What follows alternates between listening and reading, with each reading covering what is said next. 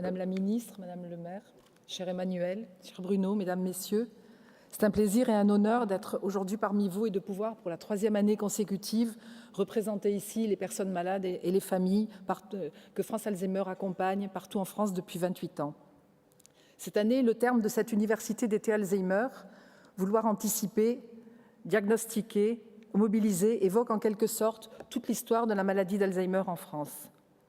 Le premier terme, vouloir savoir, et son corollaire, faire savoir, est l'un des principaux combats menés ces 30 dernières années pour faire reconnaître la réalité de cette pathologie. Les 3 autres termes, anticiper, diagnostiquer, mobiliser, représentent quant à eux les défis d'aujourd'hui et de demain. Alors tout d'abord, faire savoir, vouloir savoir. Dès sa création en 1985, France Alzheimer s'est donné pour but de faire savoir que la maladie d'Alzheimer constituait bien une maladie à part entière, distincte à la fois de l'avancée en âge et des maladies mentales.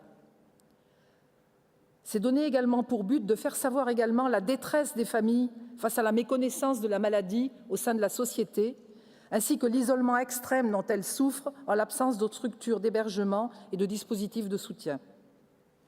Faire savoir aussi que ces familles pouvaient compter sur l'engagement de milliers de bénévoles au sein des associations départementales France Alzheimer pour leur apporter aide, soutien et conseils. Enfin, faire savoir que grâce à la mobilisation sans relâche des acteurs de terrain et des professionnels de santé, 3 plans de santé publique dédiés à la maladie d'Alzheimer ont été lancés successivement depuis 2001. C'est donc grâce à leur mobilisation que des améliorations ont pu être apportées à la prise en soin et à l'accompagnement des personnes malades et des aidants familiaux. Mais aujourd'hui, avant même de faire savoir, France Alzheimer voudrait savoir, et notamment savoir, quelles seront les orientations annoncées par le Président de la République sur le lancement d'un plan élargi aux maladies neurodégénératives à expression cognitive et comportementale. Ce que nous savons déjà, c'est que ce prochain plan devra répondre aux défis suivants: anticiper, diagnostiquer et mobiliser. Alors, anticiper. Chaque année, en France, on recense 225 000 nouvelles personnes malades, soit près de 700 nouveaux cas par jour. À l'horizon 2020, c'est 1,3 million de personnes de plus de 65 ans qui devraient être atteintes par la maladie d'Alzheimer. La maladie nous concerne tous. Les pouvoirs publics doivent donc d'ores et déjà anticiper les besoins d'une population grandissante en termes de structures d'accueil, de dispositifs de soutien, de formation de professionnels, etc. Dans cette perspective, les appels à projets pour les créations de structures de répit, notamment d'accueil de jour gelés depuis juin 2011, devront nécessairement être relancés. Les dispositifs expérimentés et déployés dans le cadre du plan Alzheimer 2008-2012 et ceux qui ont fait la preuve de leur efficacité, bien sûr, devront être mieux répartis sur l'ensemble du territoire. Il s'agit notamment des équipes spécialisées Alzheimer, des unités cognitivo-comportementales, des MAIA et de la formation des aidants familiaux. Ensuite, diagnostiquer. La succession des 3 pans de santé publique depuis 2001 a permis de construire une offre de diagnostic aujourd'hui complète et accessible sur l'ensemble du territoire. Mais paradoxalement, la maladie d'Alzheimer reste sous-diagnostiquée en France. D'après l'INSERM, 1 personne sur 2 seulement est diagnostiquée.